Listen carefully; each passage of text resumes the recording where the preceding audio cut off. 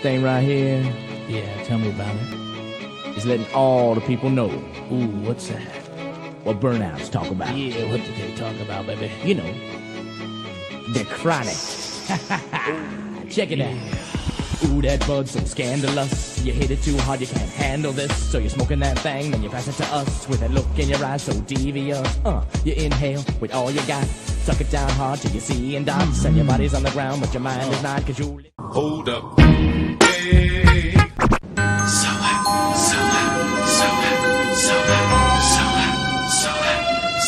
I'm so high.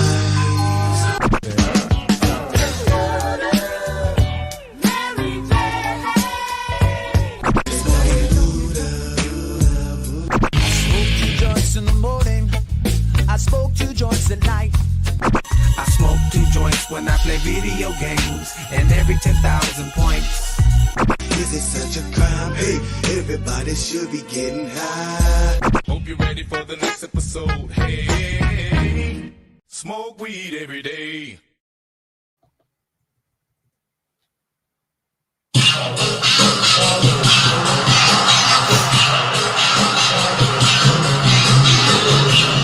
Oh yeah, what up, what up? Fantasy Football Hustler back at you, and we are bringing you another episode of Movies and Munchies.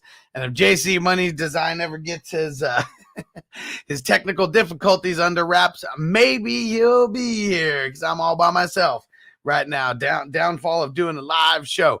Antonio, what up, bro? And for everyone who's up in here, if you are watching on Facebook, make sure you do me a favor and hop over to YouTube. Just type in Fantasy Football Hustler or go to fantasyfootballhustler.com and you'll get the link to YouTube right there. Really appreciate all the YouTube love that you guys could show. And just how we do, let's get ready to smoke it up until JC Money Design gets up in here. So put that in your pipe and smoke it. Roll up, fatty, for this pimp daddy. Man, ain't nothing wrong with smoking weed. Weed is from the earth. God put this here for me and you. Take advantage, man. Don't give me that shit about it's a drug. It ain't no motherfucking drug. I done the research. It's just a plant. It just grows like that. And if you should happen to set it on fire, there are some effects. Oh yeah, what's everybody smoking on right now? I just packed up some super glue OG, and if you guys didn't get the memo, the movie that we are covering today is called The Tax Collector. Bobby Soto, Shia LeBeouf. Oh man, it was fucking great. Directed by David Ayer. 2020 movie on Hulu, a Hulu original, if I'm not mistaken. And it was pretty fucking awesome. Who watched it? Throw it in the chat. Were you able to watch it before we did the show so you know what we're going to be talking about? Throw it in the chat. And hopefully JC Money Design will be here any second so we can start talking about this. And I guess let's just keep smoking until JC Money Design shows up. Jeez. Can never be on time. All right. And David P's up in the building. What up, bro? How's your lineup doing for Super Draft Pro tonight? All right. Let's get to smoking. Let's just keep on smoking. And hopefully JC Money Design will get here any second. Because, yeah, his computer just likes to screw him over at the last moment. All right. I'll make sure to cut this part out for the podcast. But everyone watching live, you guys just get to hang out for the early smoke session. And Antonio said, back to work tomorrow. Nice 5-day weekend. Can't complain. Hell yeah, bro. Hell yeah. It's awesome. Much needed vacation for you, my friend. Because I know you're always up grinding real early. All right. Dang it, David P said I didn't have time to watch it. Was in mud up to my knees replacing a water line today. Damn, bro. Was that at your house or was that for work? Damn. All right. Well, let's keep smoking and hopefully JC Money graces us with his pleasure sometime soon. Because of course he waits until the last second, and then right when we're about to go live. That's when the issues arise.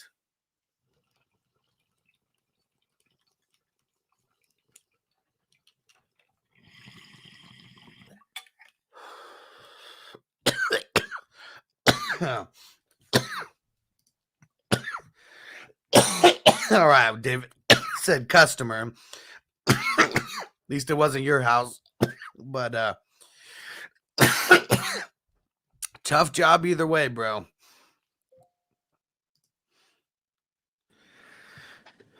Yeah, he's here. I gotta use my Finally in the phone. room. My computer just crashed. Oh my gosh. Go fund me. I guess you didn't get your Christmas present, huh? No, I got something else. It looks way better on your phone anyways. Yeah, Unless I need there's my an echo, phone. that's the only thing that sucks. There's an echo. No, I said unless there's an echo. All right. Well, now I'm sure that everybody is going to start showing up. The JC Money's in here. Fucking, yeah, right. Yeah, and John said, I'm starting the man in the arena right now. Yeah. And there we go. There he is. The man that likes big butts, Antonio says. All right. Well, let's just start talking about this movie. And I'll remember 6:50 as our start time here, 7 minutes. All right. Wait till that. For what? For the podcast people, so they don't have to listen to 5 minutes of nothing or 7 minutes of nothing while waiting for your ass to show up. Dude, I turned on some 3-6 Mafia and my computer must have hated it. What's this old ass shit? And CNT Money even said, wasn't your mom getting you a computer? That's why I said he got a lump of coal for Christmas. He didn't get that Christmas present. I needed some stuff to fix the house, so that was more important so I could sell this bitch. Yeah. All right, well, let's get into this movie. So 2020 movie. We heard about it from TJ. I'm not much into watching Hulu movies. I really don't search them out on there. But this one was pretty solid. No, yeah, I liked it a lot. It was really hard to kind of get past Shia LaBeouf's because he's not, Hispanic. And he's actually got that weird Southern draw. So, well, and seeing I even wanted to make sure, I went online and was trying to read things that the director said. And for anybody who's grown up in the hood, there's always some random white guys, that live in the hood who are just from the culture. And even the director said he's not doing brown face here. Shia isn't playing a Mexican character. He's white, but he grew up in the hood. I mean, he's known this family his whole life pretty much, and him and the main character David. I mean, they're definitely partners in what they're doing, but that they've been friends since they were little kids. Mm-hmm. No, it was good. I liked it. I was surprised. I stayed up extra late to watch it. Nice. I mean, it starts off with David, in his house. Got a pretty nice house. I mean, it's not a huge mansion or anything, but definitely a nice house to live in. And, everything, I mean, you really don't know what to expect in the beginning. Looks like a family man, wakes up, having some time with his wife in the bed. All of her family's there, and then they pray before they eat and everything. It looks like a real wholesome family for the first 5 minutes of the movie. And then he leaves his house and everything changes. And so the first thing that you see him do is he stops off to buy some candy from a girl who's walking around, when kids would be selling candy for their their sports teams or whatever. It looked like one of those type of things. But then later on in the movie, we'll just give a little spoiler. The candy that he gets from her is really just the list of what is time to collect. Yep. They are the tax collectors, and they're collecting drug money from pretty much every gang or every neighborhood. I mean, at least a lot of neighborhoods in LA. And pretty much they get 30% of everything. And his dad's the one who runs it all, right? And he's in prison, pretty sure. Yeah, and we'll make sure we won't jump around too much. We'll just keep it on flow here. But you know that it's his family that's in there initially, so you don't find out until like way at the end that it's really his dad.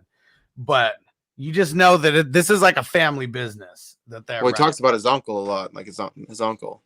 Yeah, and so starts off with him going into they go into whatever. A tire shop, or just looks like some kind of car shop, and it's pretty much just a front for where they do business. Because Shia comes in, starts pulling all the guns, out of every which where, I don't even know how many guns he had on him. He had like one in the front of his belt, one in the back of his belt, like one in his ankle, one in his pocket, and so he's just loaded.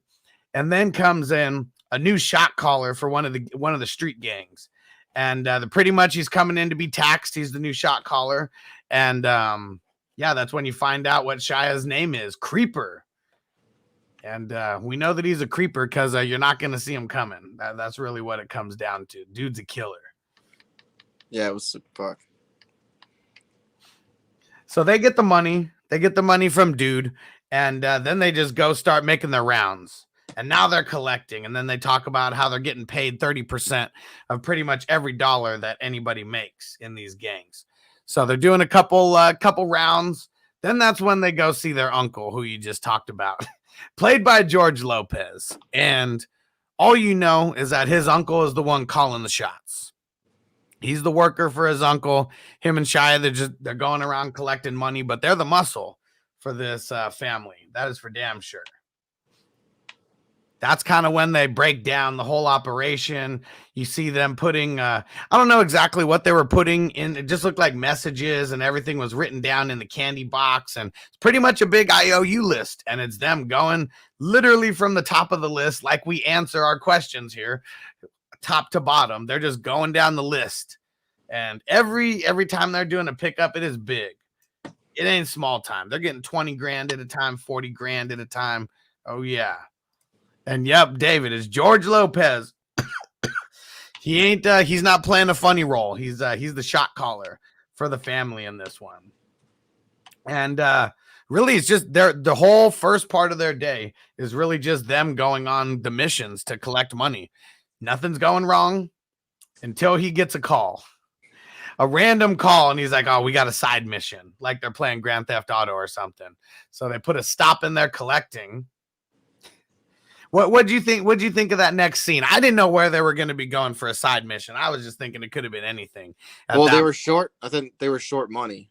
Remember, they're talking about being short? We haven't even gotten that far yet. This is the side mission where they roll up into some dude's house, and then they see that that they pretty much got they got one of the Bloods who's just there, like tied up. Oh yeah. I think I didn't know, but I think they went there to just because they're the shot callers. So like when shit goes down, I think they need permission. People need permission from, David. His name's David, right? Yeah, David. And so, because they know they do a lot of business and they can't whack someone over some stupid shit. And pretty much they had him there because he was having sex with someone in their crew's lady.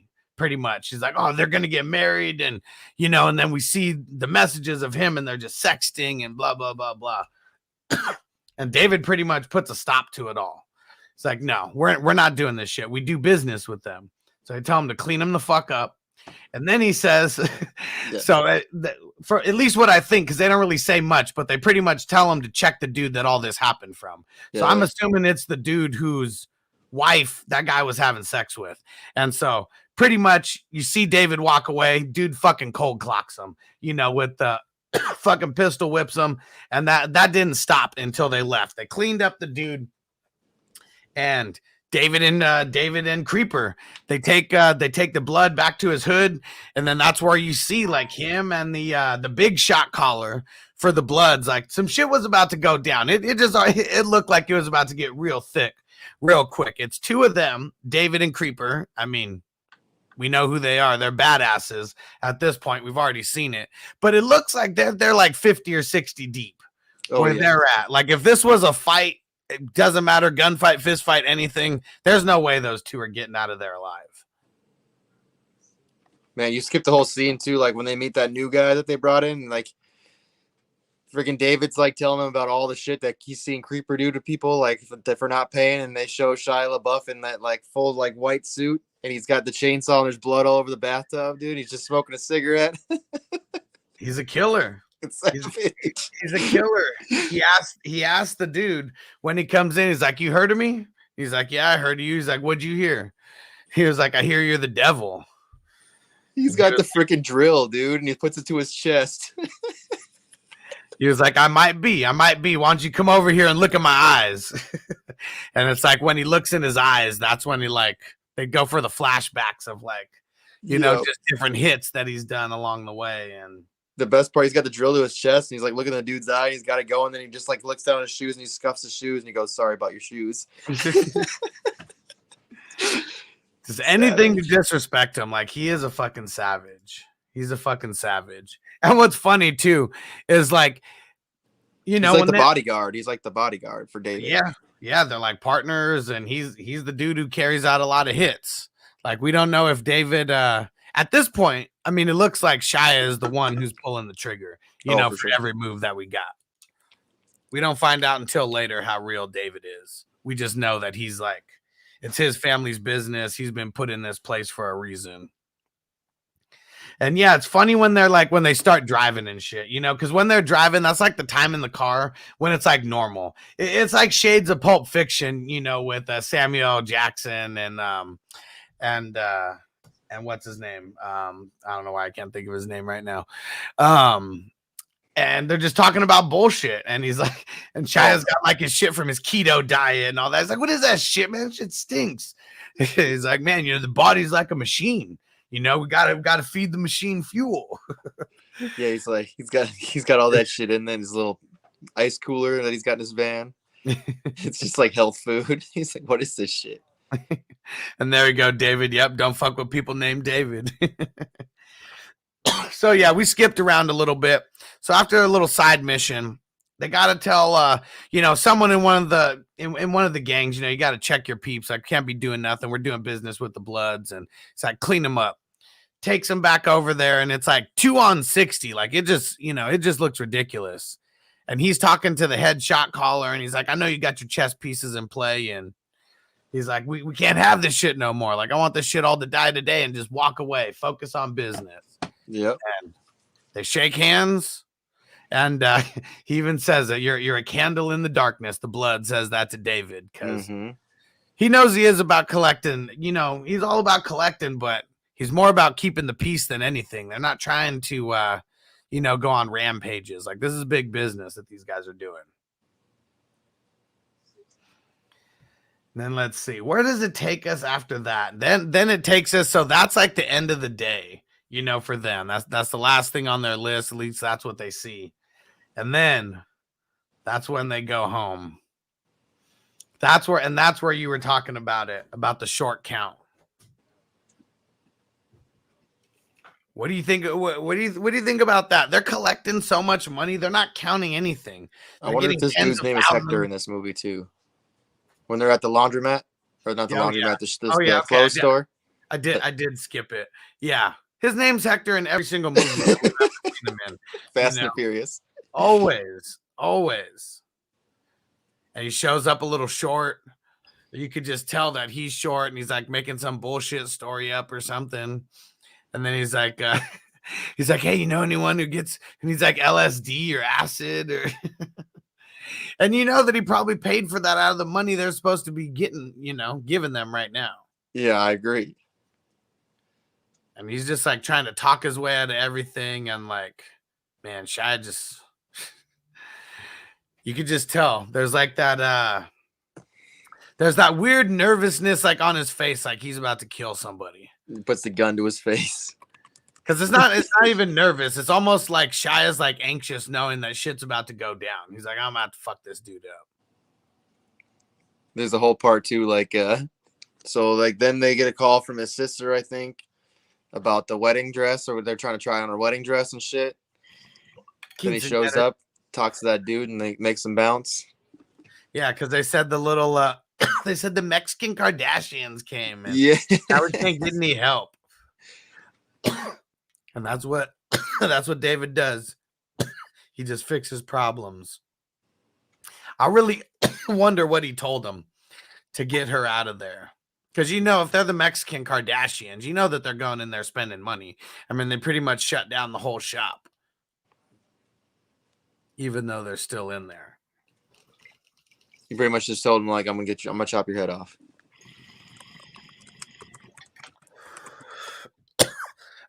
Just whispering in his ear.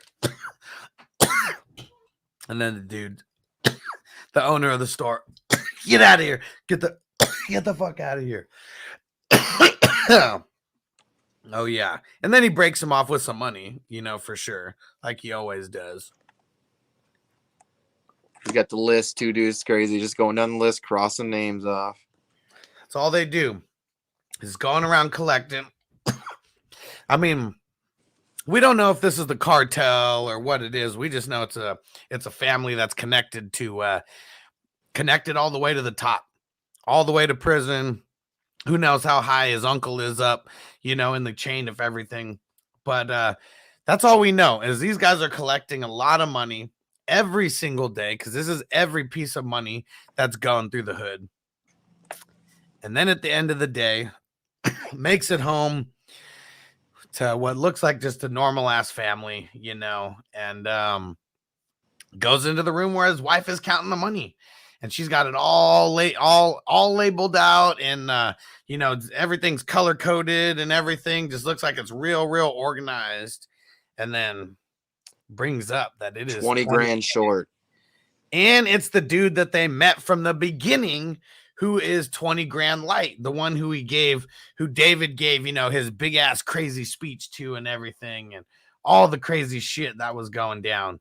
And he still tried to fuck him. Like, that's what's crazy. He still tried to test him. And it's nuts because they're talking about this, and then they get a phone call. You don't know who it is. You just know it's from a guy named Wizard. That is it. It's from a guy named Wizard, and he's in prison. And that's really all you know. And he's like talking to his wife at first, and he's like, put him on. I know that he's there. Might have even said, I know his little bitch ass is there, or something like that. He's like, I know you're short. He didn't even say that to him. He didn't say anything to him. Oh yeah, he just laughs at him, right? Mm-hmm. So when he's talking to his wife, he says collections need to go smooth next month. No fuck ups. I got something big happening. And then he's like, put that fool on. I know he's there. And hands him over the phone. And you just hear laughing. You just hear laughing on the phone, and that's it. And like the first thing that I think of is like, did they try to do this to test him? Because at this point you don't know who's in there. You don't know who's on the other end of the phone. You just know that that's like the big boss man. That's the big shot caller of everything. Pretty much laughs at him, and that's it. And then hangs up on him. He starts freaking out. Like, is this place fucking bugged? Yeah. And that some shit's gonna go down, and then they're just out. Like right after that, like they know they got to go handle business. And so he hits up Creeper, and next thing you know is he's at the guy's house, and he's got a gun in his throat. He's like, you're trying to fuck me? That's when it gets real. I mean, his wife's right there next to him. You don't know what's gonna happen. And the guy's crying and says that my daughter is, has leukemia, all this crazy, just every excuse in the book. But I mean, the excuses may have been real because he does pull up his phone, and it's like, a little girl like in a hospital bed and everything.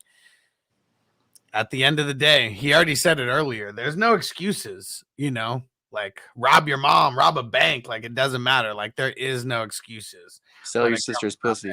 Sell your sister's pussy. They didn't care. Bong bong. Their bongs a lot. What up? Shit, I need to smoke a joint, bro. I got the movie on again. I'm right at the part where they got the gun in his mouth. Yeah. And it's just gonna keep, and it's just gonna stay that way. You know, like they're not leaving without that money. And of course, he has the money there. And he was like, it's free my TV dinner in the freezer. And Shia's like, I don't eat that shit, dog. I'm on keto. And then he tells his wife to go get it. And she comes back with the 20 grand. And they spared his life. Didn't have a reason to. Shia didn't want to. Creeper didn't want to. Like he wanted to make a statement happen. He pretty much gets pissed off at him. Like after that. He's like, bro, you can't be out here like trying to play Pope and shit. Then he's like, prove it, you know, like prove it. Prove your kid's got leukemia and shit. Creeper is like, fuck that. Those are fake ass pictures. Yeah. Then he just gives him the money and rolls out. Yep. He lets him keep the money. Then he just comes down on him. I mean, Creeper starts talking shit. I mean, you got 43 street gangs that you're collecting from. That's a shitload. That's a shitload to manage. That is a shitload to manage. And then what happens? Okay, yeah, then they got to go see Venom over at the Hillside 13. $200,000 collection. And this is really where everything's, I mean, it all started with the motherfucker from Lomas gang, you know, like him fucking him up, you know, with the money. That just kind of started everything bad that is going to happen for the rest of the story. And yeah, they roll up to the Hillside 13. I mean, they got the lookout with the fucking assault rifle, you know, on top of the roof, like on the way in. Chick answering the doors, got a fucking Uzi. Yeah. We end up finding out later. I mean, she's like one of the big hitters, like on, she's one of the big hitters on this squad. And it's funny. Creeper doesn't fuck around. Shia comes in, pounding the fuck on the door. He doesn't give a fuck. And they're walking by more hitters with assault rifles and shit. Place is armed to the T. Armed to the T. And we don't know who the fuck this guy is. I mean, we just know that his name's Venom. And like starts talking shit to him like, yeah, you know, your uncle used to do your job. So talking about George Lopez. Says you're only here because of your fucking daddy. And when I heard that, like at first, I already started putting the pieces together that the dude on the phone is his dad. The big shot caller. Wizard. So it wasn't a really big surprise to me at the end when you find out that that his dad is the big shot caller. This dude's a fucking beast. Oh yeah. Pulls out the money. Shia's got the fucking money, pulls it out, throws it on the table. Conejo. And he was like, yeah, I got the money, here it is, but it ain't yours. Comes in with hitters right next to him, two dudes with assault rifles. Sits down. He's like, who are you? It's like, I'm the future. You're the fucking past. Big ass fucking Gotti chains on. He's got the Versace ass suede shirt on or the fucking silk shirt on. Yeah, with a full chest tattoo. And when he tells him his name, says Conejo, and you say it with respect.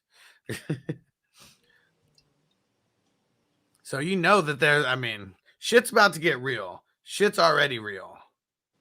Because they ain't getting that money. They're not getting that money. He tells them to sit down, pours them a drink. And there's nothing but tension in the air. Because they're way outnumbered at this point. Way fucking outnumbered. There's only two of them in there. And even though Shia's got the Creeper, even though he's got like 10 guns on him, he don't care. He's ready for some shit to go down. He's like, go tell your uncle I'm back, bitch. He's like, I'm a motherfucking earthquake. And is this the I'm trying to remember if this is the part or if it happens a little later where they revealed that it was either his uncle or someone who capped his dad. Oh, there it is. Yeah, go talk to your uncle. Tell him Kaleho is back. Mm-hmm. He knows who I am. And yeah, it's because his uncle took out his dad. And so that's where it all started. Who knows how long Kaneho has been planning this? But he's got a huge army on his side. Like you find out a little bit later. Creeper just spits at him, dude. Yeah. And they don't do shit. No, he starts talking about all the guns he's got on him.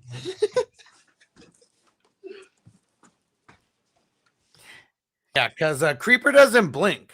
He doesn't blink. Like he's ready. He's ready for shit to go down. And yeah, and after he spits, that's when everyone gets their guns up. Everyone's ready, and nobody does anything. They just walk out. And Creeper, throws some shit like right on the. He spits at him. Yeah, and then he throws a glass or something.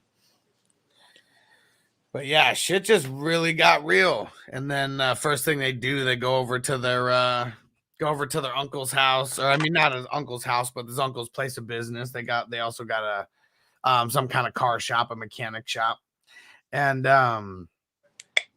yeah, pretty much he's asking him the story, like who the fuck is this guy and everything, and and Creeper, he's just there, I'll skin a motherfucker, like I'm ready. Creeper's just a savage. He's ready to go down. He's ready to go down at any moment. And the more and more they talk, and then he asks his uncle, "You scared of him? You scared of him?" And he's like, if you weren't my fucking nephew, I'd have your head in that grill, and I wouldn't take it out or something. And David tries to walk away, makes him sit his ass down, and just pulls rank on him. And you really just find out that Kaneho, like, you could tell that his uncle is a little bit nervous. Fuck, dude, I'd be nervous. You see the dude? Yeah. I mean, who knows how long it's been since his uncle's seen him? I mean, he knows his dad, who he capped, took out a long time ago. And then they are out of there. Where do they go next? Oh yeah, it's just him getting back at home, talking about a bunch of different things with his wife, because he really has no idea what's going to come from this at this point. Yeah, it's just a big long speech of everything that's going on. Him and his wife are talking about it. Let's see. And where's he off to now? I know the quinceañera is about to start here. But what does he have going on? Oh, yeah. The next thing is it takes him into his like Muay Thai training. And we don't know why this is important other than... it is important for the end of the movie. Yeah. But you just know. This is just more shades into how David's a badass, because he's training Muay Thai, and like the Brazilian Jiu-Jitsu, whichever one that he's doing, but he's getting trained by some black belts and some dudes who are that looks like Jiu-Jitsu. The what their gis are, what they're wearing. I don't know if they're called gis in Jiu-Jitsu, but yeah. And then it just takes it. Then it goes down to the party, the quinceañera, the one that he had to get the dress for his. I don't know if it. I mean, assuming daughter. Maybe it's his sister's sister or something. Who knows? And just a lot of money being thrown around. It's a big gangster party, pretty much for their family. It looks like it's at his house, which we're not 100% or not. And you see the uncle, and I think his right hand man, he gets like a text or something, and then that's it. He shows him the text, then you don't really see him after that. His cousin's trying to get David drunk, and man, the cousin's just she sees Creeper with some girl, and she's like, "Hey, come on over here, Johnny Cash, come take a shot with us." And They have beef. They have beef because in the car ride, Creeper's even asking about it. He's like, "What's up, man? I didn't get an invite to the quinceañera." And he's like, "Oh yeah, man, you can come through." He's like, "Man, it's not a fucking invitation. You're just telling me to come through since I asked." He was like, "I want like one of the actual paper invitations and all that, sent to me." He's like, "Man, those shits are like $20." And yeah, his cousin or whatever is putting him on blast in front of his girl. He's like, "Yeah, remember when you gave me those 3 STDs?" Yeah. So making sure to put him on blast, just being fucking crazy. They're all getting drunk. Everyone's having a good time, but you can tell David, all he's thinking about is that Conejo shit. Fuck, I would be too. He just looks alert. He keeps looking around. He can't look at anybody. He didn't even want to take that shot. Yeah, it is. It's getting real thick. It is getting real thick real quick. Because nobody else really knows what's going on but him and Creeper. And his uncle. Oh, yeah. And his wife. Yeah, and that's really it. Nobody else fucking knows. Even though his little cousin ends up being a big part of stuff, later, and you can kind of see it. And then his wife making him go dance with him, trying to get the get him out of his crazy ass stage that he's in. Because she knows how fucking stressed he is. The count was short. Now he's dealing with all this Conejo shit. And you see the uncle, and his right-hand man says something to him, and then he pretty much bounces. And he says, when I'm done with Conejo, he's going to wish that he stayed in Mexico selling tacos. So, yeah. Now David, like right after that, he pretty much seems a little bit more at ease because pretty much, it's his uncle going to go handle business right now. That's all we know. Now they're chilling, talking. I'm going to take this second to smoke this bowl.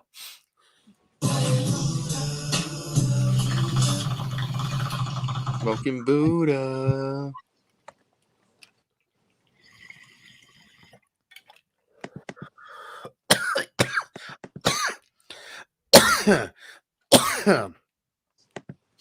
And now they're kind of having like a brother to brother, friend to friend moment, whatever you want to call it. Because guys like that, as many hits as they've carried out, and I mean, Creeper's willing to die for David and everything that they're doing. I mean, and look who shows up. Is the chick with the Uzi from the club, the one who answered the door acting all badass and was hanging out with Conejo standing right behind him, one of his hitters. She tells him to check his phone. And all he's got is a bunch of text messages from his uncle saying, need your help with Conejo. Get down here.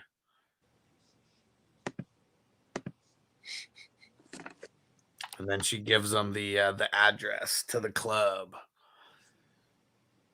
And everyone is just looking at her. Everyone's mean mugging her. Better fucking hurry. Because she's fucking evil. She's super fucking evil. So now they're down to the club. They're in business mode now. Security's walking them right back to the VIP section where Conejo is, where he's chilling with the girl.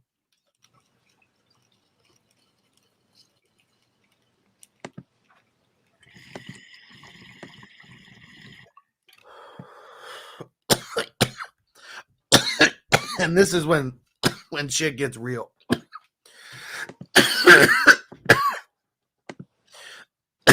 David just keeps asking where his uncle's at. And fucking Conejo just giving him his whole speech about everything. Why you only breaking your arms for the wizard? And David said, Kaneo hurt my feelings. Yes, he did. Yes, he did. He just keeps talking his ear off. And he's like, man, I don't got time to listen to motherfucking TED Talk. Tell me what the fuck happened. And then he goes into how his uncle killed his dad. And then they proceed to open an ice chest. And all you see is George Lopez's face and his hand with his ring there. Actually, both of his hands there. Yeah. And shit got real quick. Oh, yeah. Kanejo's just looking at him, smoking his cigar. They're looking eye to eye. And shit's about to go down. Shia already stood up. Creeper stood up. He's ready. But everything is David's call at this point. Everything is David's call. And Kanejo wants him in his organization. Tells him to leave Wizard. Come over here. I'm going to make you more money and make you more powerful. So you thought your uncle could help you. You're the only one who can help you. He says, I'm the only one that can help you too. He said, right now, all you got to do is kiss the ring and you join the family. Oh, you just got to bow down. Got to bow down and do it. And Kanejo's powerful. I mean, as powerful as David thought that his uncle was. I mean, they just took out everybody. They took out all the hitters in his family. So he drinks his drink and just bounces. He doesn't kiss the ring. They're out. Fuck him. He said, but Wizard doesn't talk to you, does he? Fuck. Because he still never talked to Wizard about any of this. All this is happening within like a 24-hour span. He just fucking rolls out without kissing the ring. Bounces. Now he's got to tell his wife everything. There's nowhere to run. She's like, let's just leave. Let's get the hell out of here.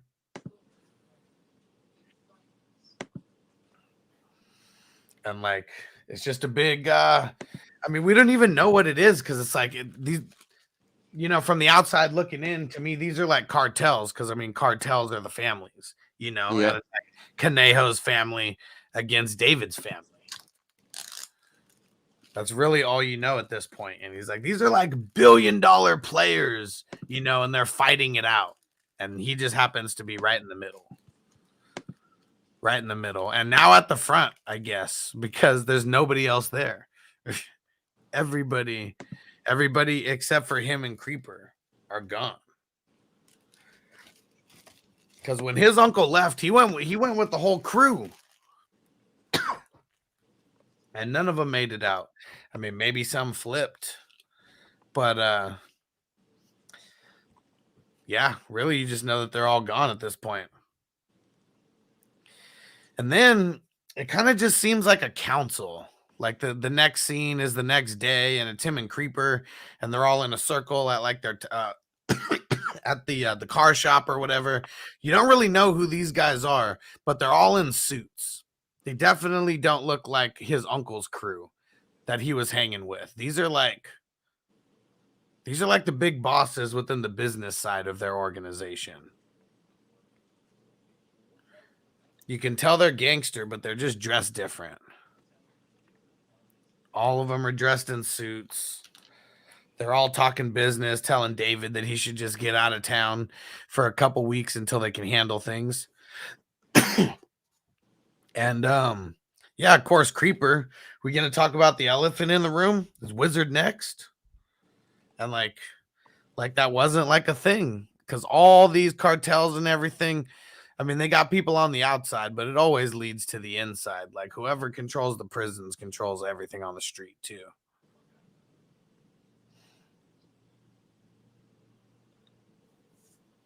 And David doesn't want to go. Like he looks like he's about to start crying at this point, because he really, really doesn't want to bounce. But there's really like no other option at this point. But Creeper, he ain't playing. Because he don't give a fuck. Yeah, he's ready to go to war. He's like, you got nothing but hitters around you. Me, him, fucking riders. Let us do this shit. Like, oh yeah, and you can see it. Like, I mean, you can see the passion in Creeper's eyes. Shia, this is a good scene. I mean, you see his eyes like almost watering up, like so much, like to where he's like super passionate about going fuck people up. Yeah. He's like, these are riders. They want to spill blood for you. That was like there's like a ride or die moment because they know shit is like about to go down. And they got info, on all the guys. He starts passing out, the fucking pamphlets and shit with not the pamphlets, but look like little informant like packets or whatever. Hi, Dad, I'm back. Hey, you made it. How was your class? Good. Awesome. Hi. What up, Ninja Warrior?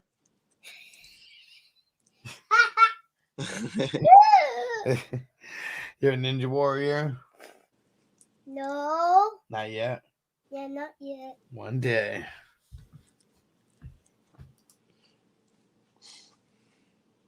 Let me get that. Dome. About to smoke out of this little piece.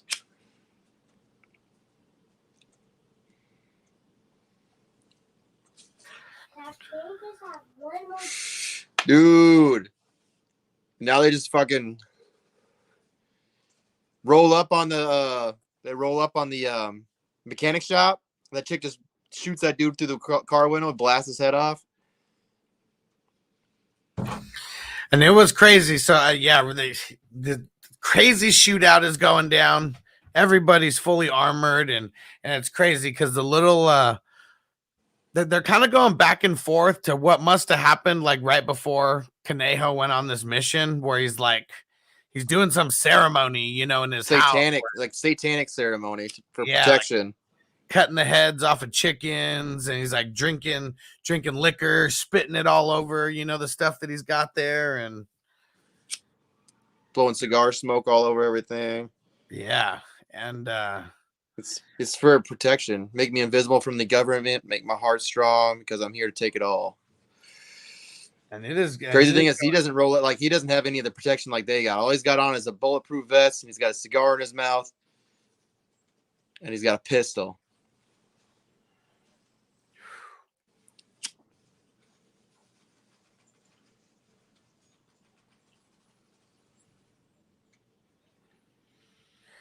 And it's the whole army coming in at him. I mean, I don't even know how many shooters they had to start, but everyone's got assault rifles. They kill a chick too. Remember, they slit this chick's throat over him. Yeah. For the ceremony. Yeah.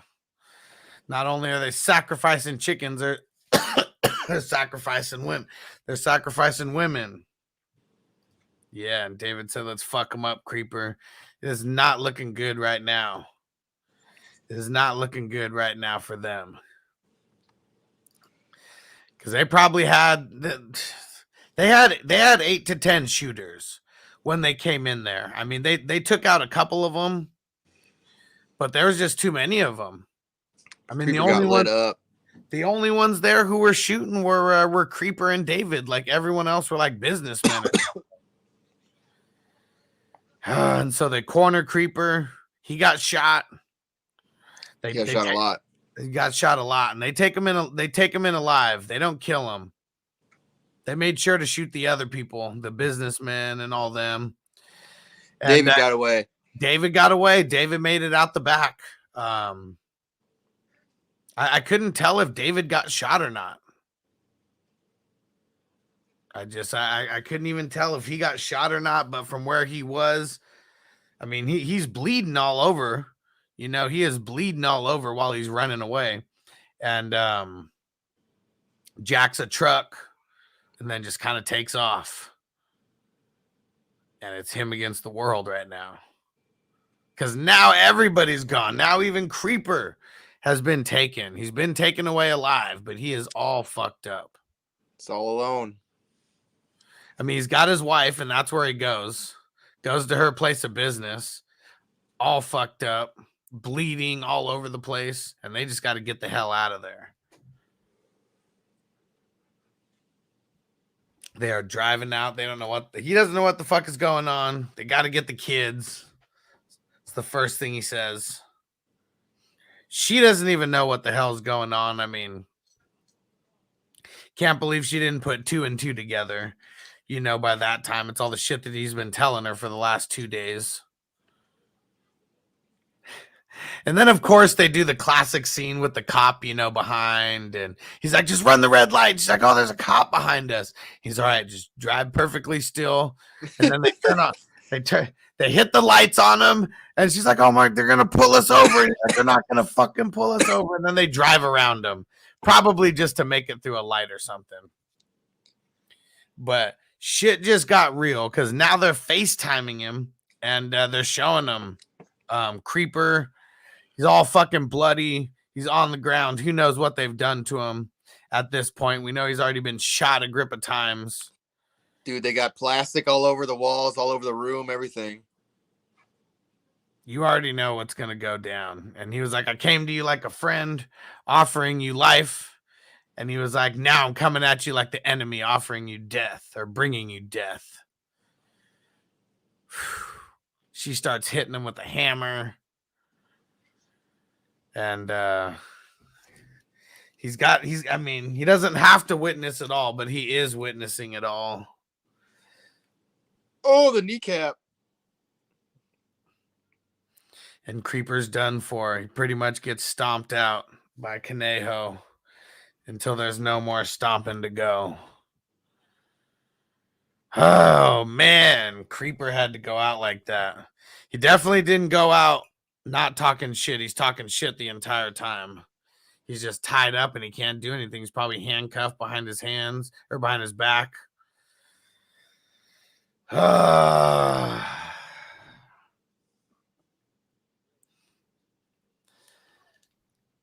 Just stomp his face in.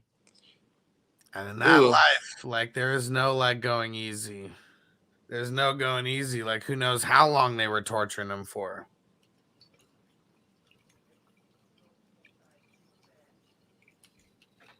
He's like, I'm about to throw up.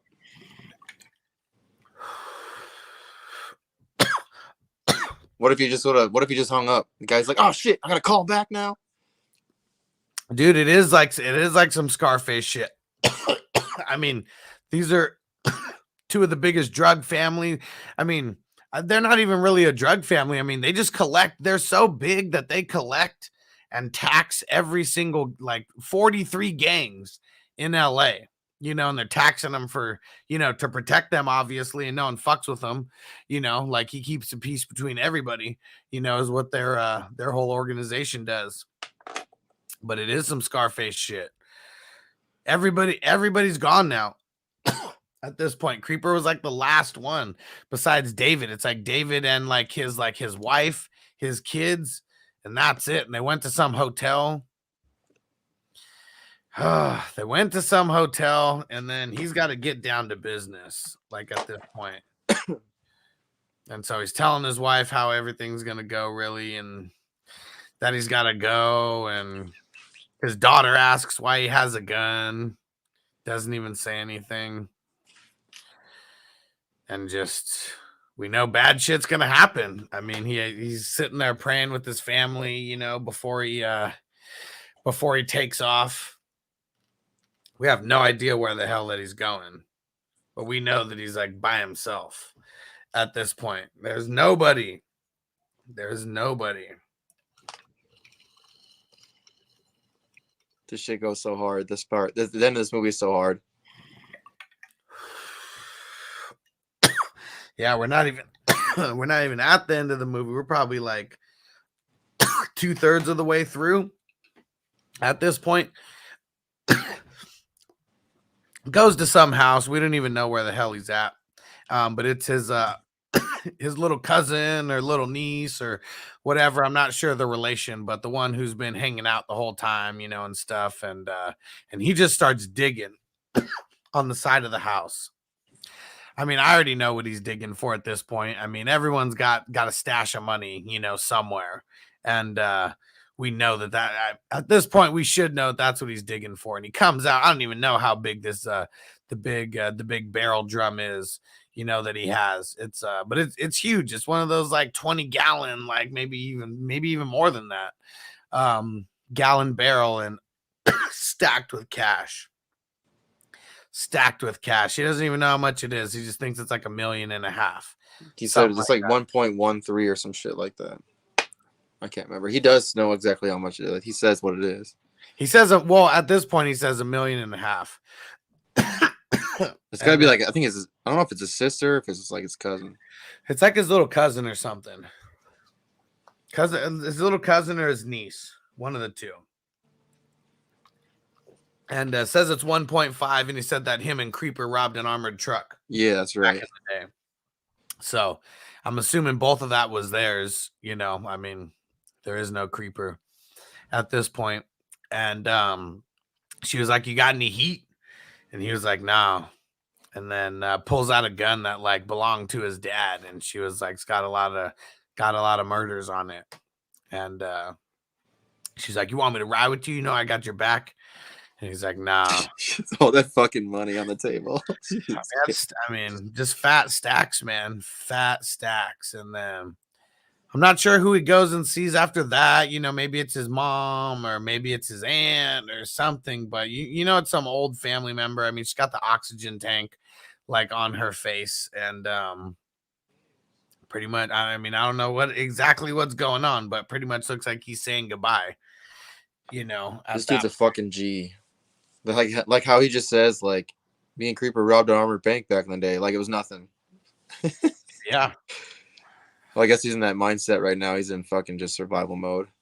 Yeah, I mean, they're riders, like they've been riding or dying their whole life pretty much, and they've been on the good end of a lot of things. And this is just where everything starts going south at this point. And so yeah, he bounces from the house, and he's got the money now, and pretty much at this point they were trying to get the hell out of Dodge, and calls his wife and everything and says, "I got it, 1.6. So after he counted it, they ended up having 1.6 mil. And yeah, I mean, the wife and everything, I mean, they just look like they're getting ready to leave. The kids, she was like telling them like get up or something. And does he go see his grandma and get blessed by his grandma? And like, who knows how long even went by from when he's like on the phone with her, like on the way to them getting to the hotel. And like, the hotel room's not that big. And like, he doesn't think anything of it when like nobody's answering him. He goes into the bathroom, and then he realizes like what he like washes his face and shit and sees her in the mirror. And yeah, she's dead. She's bleeding. Can tell it's fresh.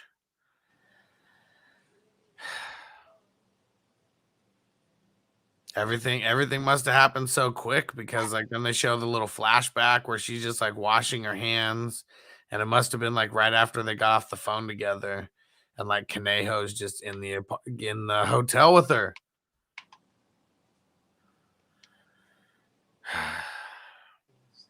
And everybody is just dying around him. Everybody is dying around him right now. And so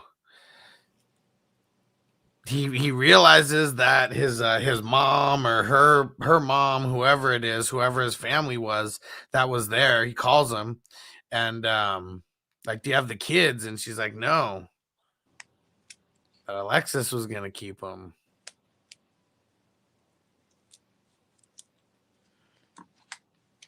Fuck, dude, the realization too, he's just like, fuck.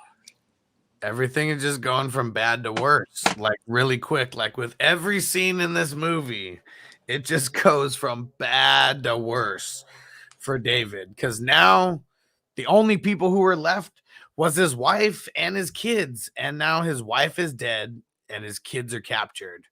and kidnapped. And Conejo calls him and is like, you want your kids? You gonna pay for them? And says he's gonna give him an address to like drop off the money, and pretty much says if you don't, I'm dumping these little kids in acid. Pretty much. And you just see the close up of like that crazy ass psycho chick with the fucking with the kids. Yeah, with the kids, the one who like had the Uzi and shit. And she's the one who took him out of the hotel when Conejo did his bidding on Alexis. And he's just fucked. Like everything is just like fucked at this point. Like he's having flashbacks of like him talking to Creeper and everything, and he's just driving down the road. Like we don't even know like where the fuck like he's about to go. But he's just having flashbacks of Creeper. Everything that they were talking about, how he was like, "You got nothing but fucking riders over here." That whole scene, and ends up going to a house where it's a house, but it's like you go inside and it's like a little club, like in the house. They got the purple lights like all over the place. And he went back. He had to go back to the Bloods crew, and he just starts talking to him, telling him that everything is like everybody's gone, nobody's here anymore. How they killed Creeper, how they killed his wife and took his kids. Oh my gosh! All right.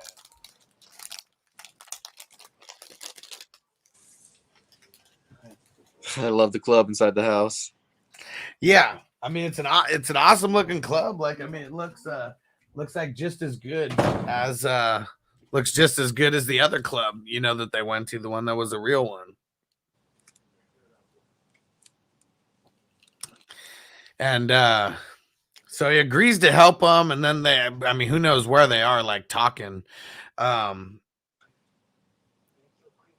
Who knows where they are talking? Like he's giving them this whole speech, like we stand what this guy stands for. Like this is a stand-up dude, and someone's gone and taken his kids. He's like, "What do you need, bro?" Fucking OG, dude. Yep, he's like, "This is a voluntary mission, strictly a voluntary mission," and of course, he brings out the real riders. And he's a fucking candle. Everyone's with it. Everyone's with the bullshit.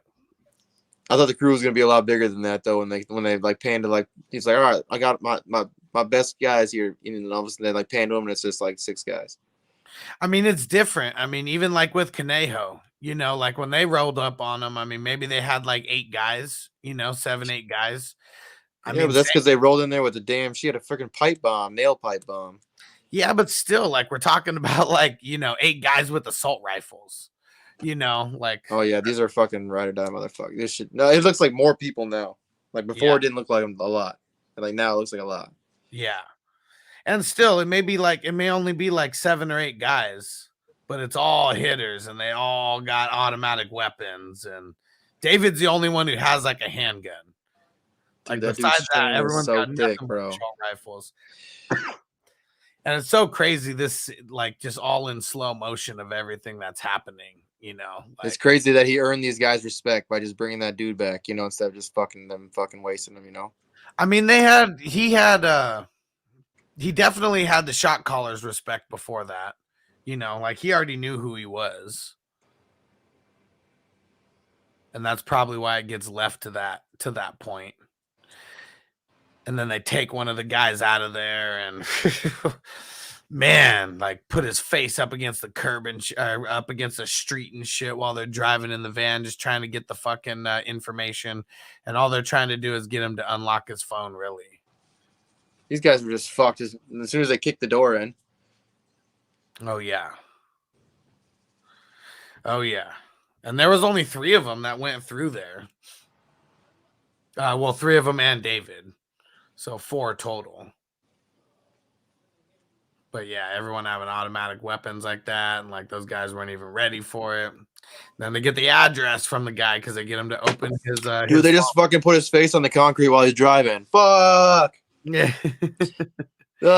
His face, dude. They show his face too. It's nasty. That's real nasty. Oh, half his face is gone. You can see his teeth and everything.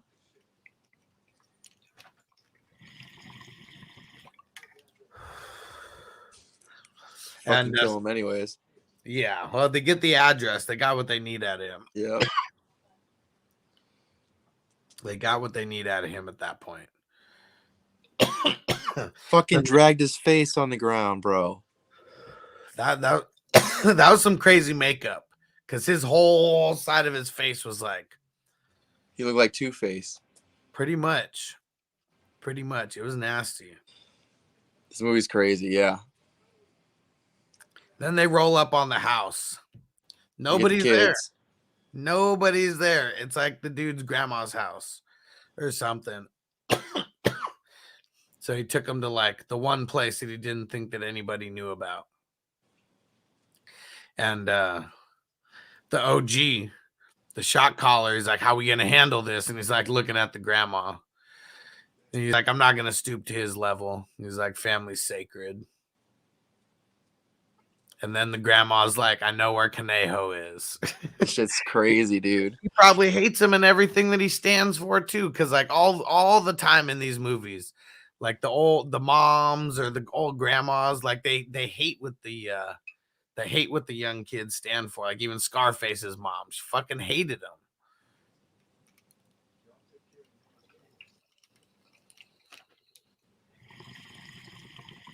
And it's only him and the OG that are going on this mission.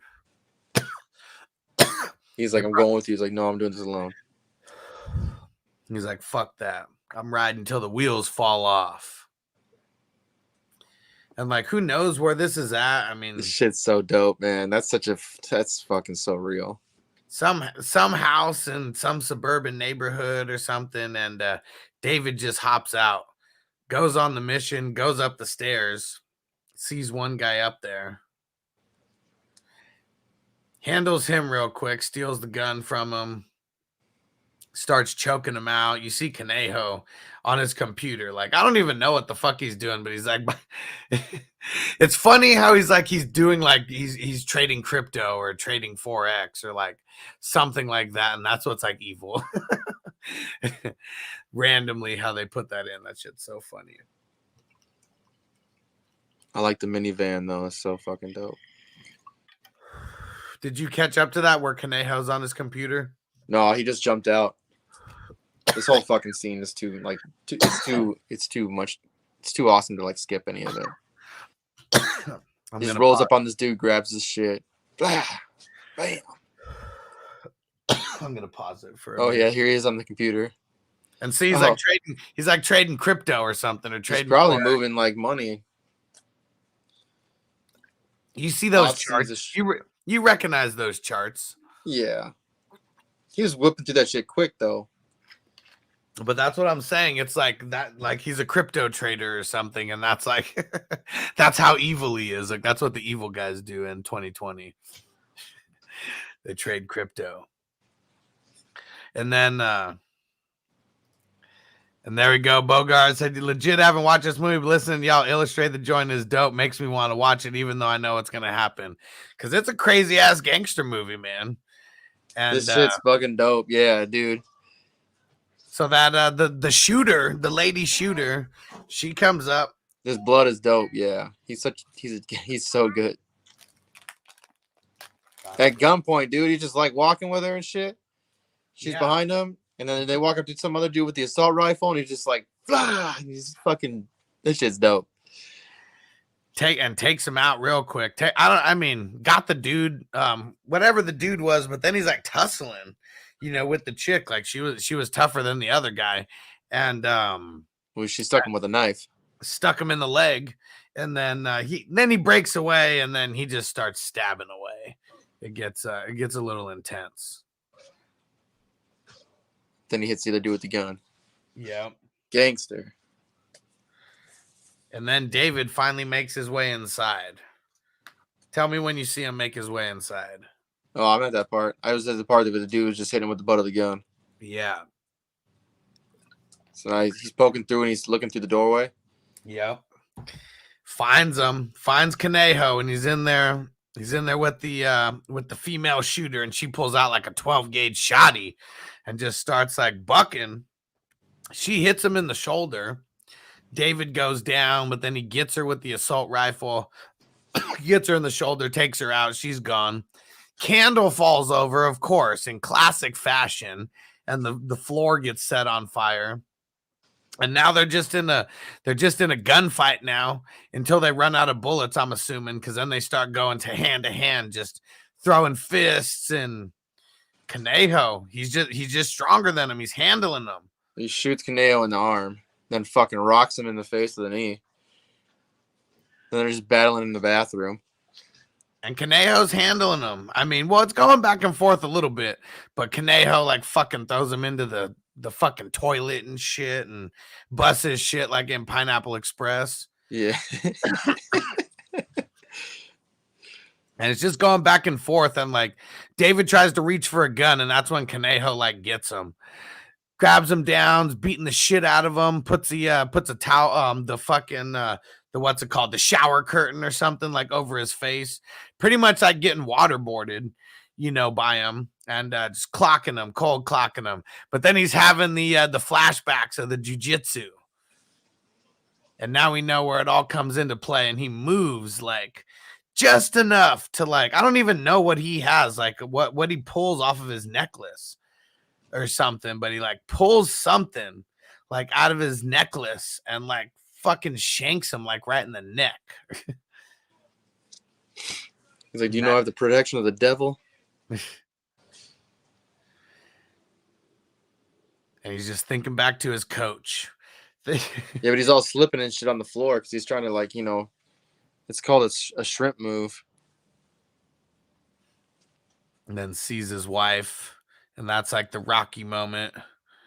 That's when he like, hits him in the eye, gets something from his neck, stabs him right in the neck. He starts bleeding, grabs a piece of the toilet, fucking busts him right in his head. And then he just like throws everything at him, including the kitchen sink. And just, oh man, it's the kitchen sink that takes him out in the end. And not the kitchen sink, but the bathroom sink. And he smashes his face in with it. Like 3 times.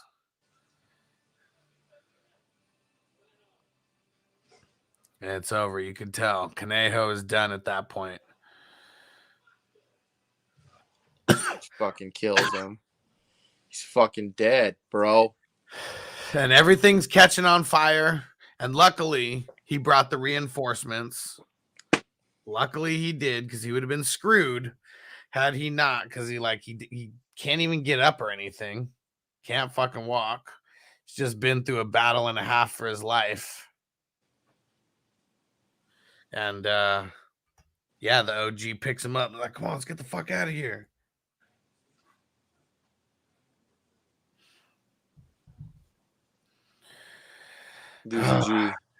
Oh yeah. And that's just like the craziest mission that anybody's ever gone on in like a 24-hour span. Not the craziest. I mean, we've seen the other ones in crazy movies, but it's a lot. He lost everybody in his family except his kids. Kids are still there. His wife is not. His uncle is not. The whole crew is not. Creeper is not. Creeper. And then he's like, pull over. I got to make a call. And of course he's going to call Wizard. Like, who else would he call? There's literally nobody left at this point. There's nobody left at this point. Nobody. Yeah.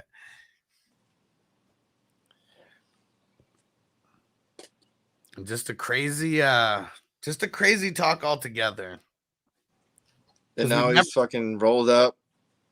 He's making a phone call. He's calling Wizard. We've never seen him talk before. The only time we saw them talk, Wizard just laughed on the phone, and that was it. And then hung up. It's like, fucking talk to me. And he's got to break it down, how it's just like it was the devil that was sent to him, and he had to conquer it.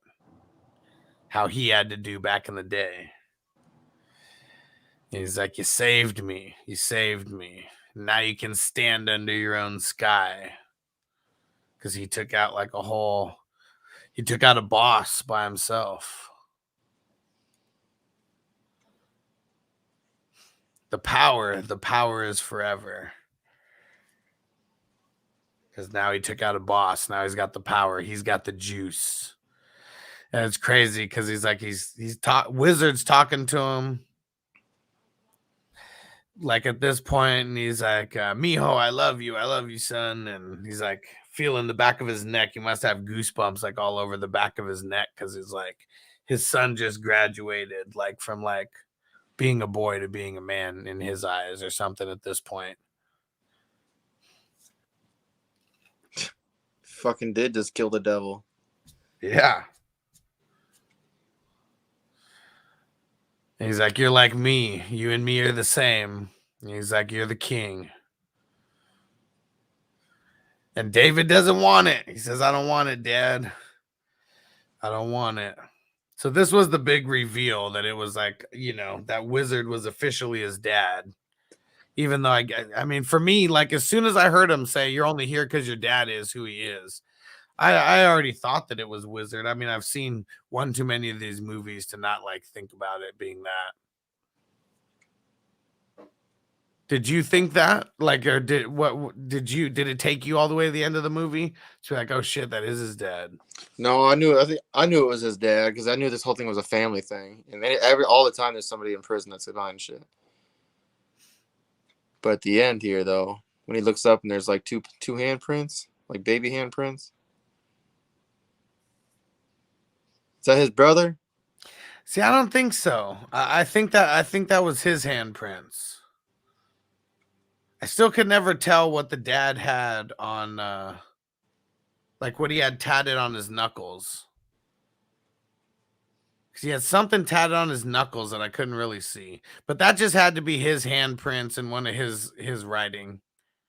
There's two separate handprints. No. Like they're on two separate pieces of paper. And one's a left and one's a right, though. Because he says something, though, there at the end. I can't remember what he says. No, it's just folded. Telling you. It's just folded. No, because what you said that to me before I watched the end of it, and I was like, I don't think so. Because I think that was the big reveal that it was his dad. Oh, well, I don't think that was. I mean, even though we kind of put two and two together, you know, I mean, that was the big reveal at the end because we didn't know that it was his dad. It just seemed like he was a big boss and everything. You didn't really know who his dad was. That was kind of like the mysterious, you know, part of everything. But all in all, good movie. I mean, I thought it was good. I think the story, you know, maybe it could have came together a little better. It did seem a little bit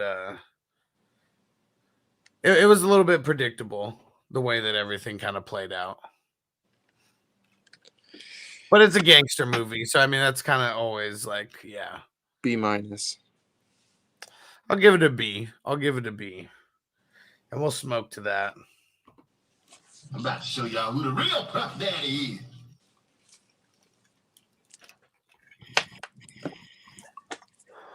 But I recommend watching it if you got Hulu. Shia's character is crazy. Mm-hmm. He wasn't pretending to be Mexican. He's just like in every movie, like American Me or whatever. I mean, even Blood In, Blood Out, you know, he's like half and half or whatever. Like, it's how it always is. It's not about your skin color. It's about where you grow up. Oh, I agree. I agree 100%.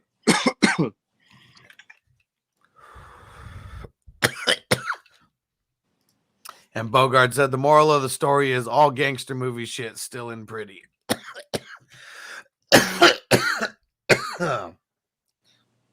Still ends pretty, maybe. At least his kids were there. That was it. The only ones left, him and his two kids.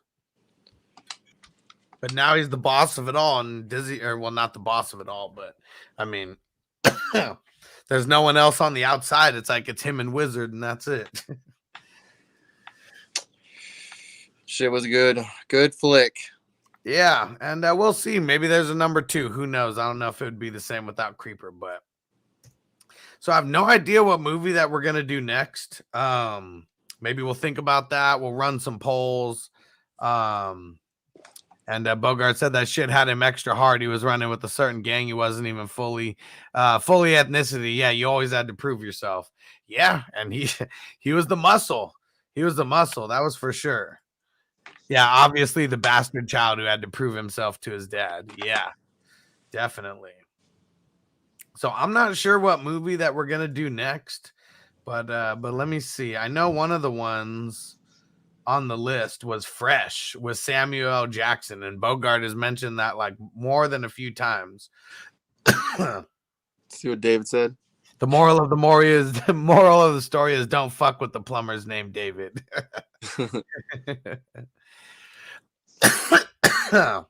What do you think, Bogart? Should we do Fresh for the next movie?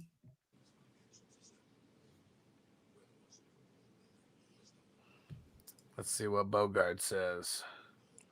Fresh. I've never seen that movie, but he mentioned it. Oh yeah, I said my bad. Meant to say does not pretty. Yeah, always. All right, let's see what he says.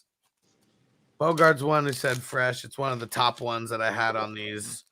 I definitely want to do Surf Ninjas. In one of these next ones. You remember that? Never Die Alone. Okay, definitely do that one. That's that DMX movie with David Arquette. His name's David too. King David.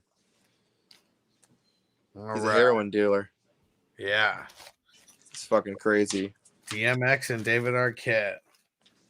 Yeah, David Arquette's like he's like a writer, like a novelist, I guess, or like he works for the paper or something like that. Or anyways, he like moves like out of his like house and like moves into like the slum and stuff like that to like start learning how like the way that people are living down there, and like he wants to write like a whole big thing about it, So like he ends up like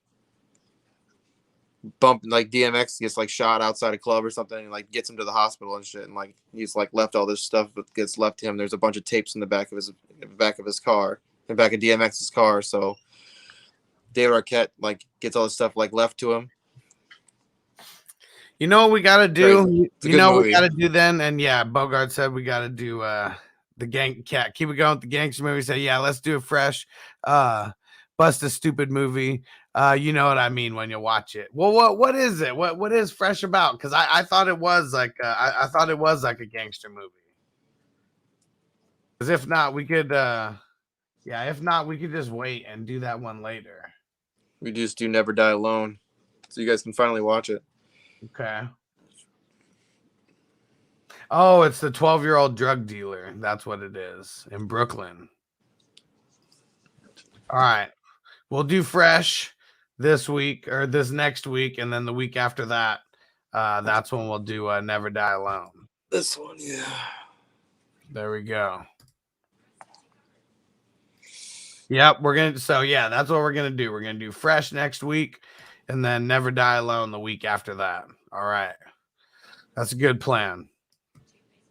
All right. Well, hell yeah, let's get out of here. For all the people watching, JC Money, tell them where to find you at. Hey, so if you guys didn't catch the show earlier, it's JC Money and Coach Credit Sports Show. It's all Super Draft Pro stuff. So we've been doing, I would let you know how my lineup's doing, but I'm on my phone. But you guys need to come, check us out 5:25 p.m. Central Time every day. I'm going to be doing a little bit of Super Draft Pro content. I think Huss is going to get on too, and we're doing the football shit too. So, and then go find me on Instagram at JC Money Design. The show is going to come on, Hustler's channel and my channel too. And you can go find me JC Money Design on YouTube as well. Woo. Woo, woo. And for everyone who's not on Patreon, just go to fantasyfootballhustler.com. Go get signed up on Patreon so you can get into these NFL playoff leagues. I'm going to be setting a bunch of the leagues starting tomorrow. And we're probably going to have about 10 of these leagues. There's a bunch of interest in them right now. $30 to buy in. Oh, yeah. Come get in it. We're going to start drafting as of the 10th. So you want to hit me up right away. Go get signed up on Patreon. Then you can send me a direct message just right there. All right. We'll see you guys later. Peace out. Hold up. Hey.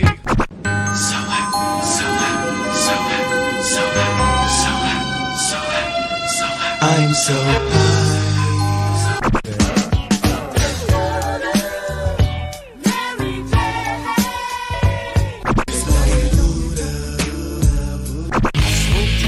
In the morning, I smoke 2 joints at night.